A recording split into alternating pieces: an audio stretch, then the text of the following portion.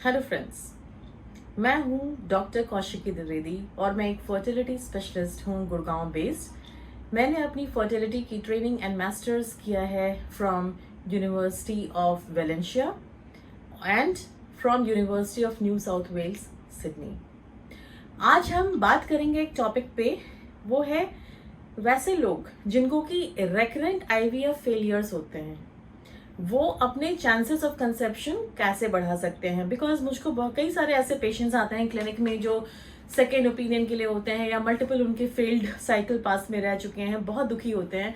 And you can very well imagine कि एक particular IVF cycle में इतना सारा पैसा, इतना सारा इमोशन, इतना सारा फिजिकल एफर्ट इन्वॉल्व होता है और उसके फेलियर हो जाने से एक्चुअली लोग काफ़ी डिसअपॉइंटेड हो जाते हैं। सो मैं आपको 3 स्टेप्स बताऊंगी, 3 प्रोसीजर्स बताऊंगी जिससे कि आप अपने सक्सेस रेट को या आपके अगर रेकरेंट आईवीएफ फेलियर्स हो रहे हैं उसको इम्प्रूव कर सकते हैं। तो अब आप अगर मेरा पहले वाला वीडियो देखेंगे जिसमें कि मैंने ये बताया हुआ है कि आईवीएफ साइकिल्स जो है वो 100% सक्सेसफुल क्यों नहीं होते हैं, क्यों उसमें इतना हाई फेलियर रेट है। अगर आप उस वीडियो को देखेंगे तो आपको ये पर्सपेक्टिव जो मैं आगे बोलने वाली हूँ वो बेहतर समझ में आएगा। तो या तो पहले आप इस वीडियो को देख लें और बाद में उसको देखें, या वैसे वर्सा, जैसे भी आपको करना है आप करके देख सकते हैं।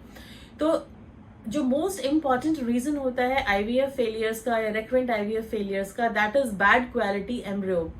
तो हमें ये कैसे पता चलेगा कि जो एम्ब्रियो है वो गुड क्वालिटी या बैड क्वालिटी है? किसी एम्ब्रियोलॉजिस्ट के या आपके आईवीएफ स्पेशलिस्ट के जस्ट वर्बली ये बोल देने से कि आपका एम्ब्रियो जो है वो ए ग्रेड है, वो एक्चुअली ए ग्रेड नहीं हो जाता। या ये कहा जाए कि ब्लास्टोसिस्ट बन गया था तो ब्लास्टोसिस्ट नॉर्मल है, ये गारंटीड नहीं हो जाता।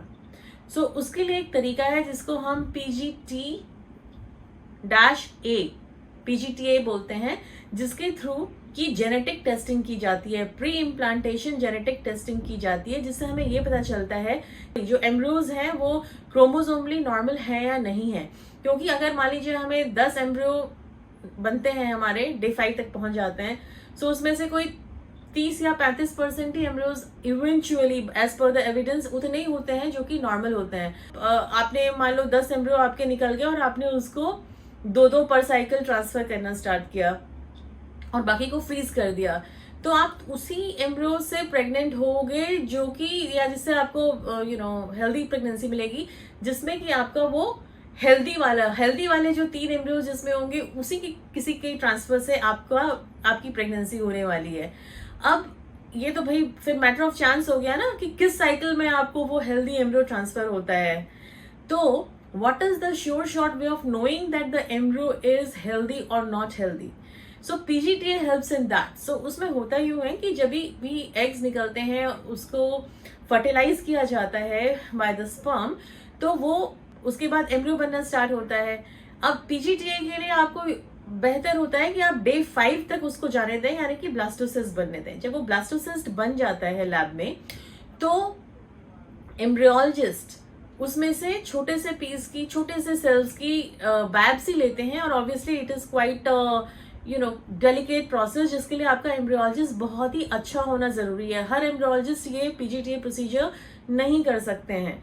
तो जो जेनेटिक मटेरियल लिया गया उसको DNA टेस्टिंग के लिए भेजा जाता है लैब में, जिसकी रिजल्ट आने में टाइम लगता है। किसी लैब में 1 दिन में भी आ जाती है अगर इन हाउस लैब है, किसी में 2 हफ्ते भी लगते हैं अगर वो बाहर भेज रहे हैं।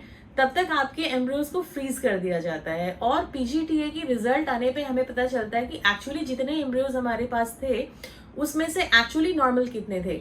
तो there is no point doing the embryo transfer of those which turn out to be abnormal. जो नॉर्मल है उसी का एम्ब्रियो ट्रांसफर अगर किया जाए तो आपका सक्सेस रेट जो है वो 60 से 65% हो जाता है। Still it is not 100%, but it is more than जो रेगुलर 30-35% होता है उससे बढ़ के 60 से 65% हो जाता है।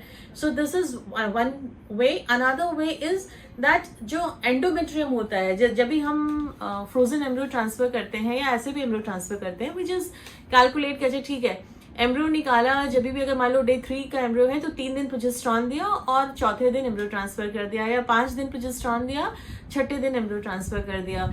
लेकिन all the time embryo, this is a human way of calculating कि ऐसा ही होता होगा, that is what we presume, but every human being is different and every endometrium is different. तो हर लेडी का एम्ब्रियो जरूरी नहीं है कि अब ब्लास्टोसिस्ट ट्रांसफर के लिए डे 6 पे रेडी हो जाए after taking the progesterone, it could be day 7 और day 8. So there is a test और technique which is called ERA, which takes the endometrial receptivity. उससे ये पता चलता है कि एंडोमेट्रियम एक्चुअली कब मोस्ट रिसेप्टिव है to have the embryo transfer, and that can be done simply by scratching the inner lining of the uterus in a 5-minute procedure as a outpatient, और उसको फिर genetic lab में testing के लिए भेजते हैं, which tells us precisely what is the date when the embryo transfer should be done, when receptivity of the endometrium is maximum. तीसरा कारण हो सकता है कई बार लो ग्रेड इन्फेक्शन कई तरह के चल रहे होते हैं यूट्रस में, जो कि इम्प्लांटेशन को रोक रहा हो सकता है. ये 3 तरीके हैं जो कि as of now human science knows which can be tried if one is having recurrent IVF failures. There might be many more reasons and हो सकता है फ्यूचर में और भी बहुत सारे एडवांसेस आए, पर as of now these are the things that we can do. So next time when you visit, request your IVF specialist and embryologist to look into these matter if you're having recurrent IVF failures. And I will be back with you with some video which is on patient information, which helps you feeling more empowered, more knowledgeable about your condition. And till we meet again, have a nice week ahead, and it is a bye bye from Kaushiki.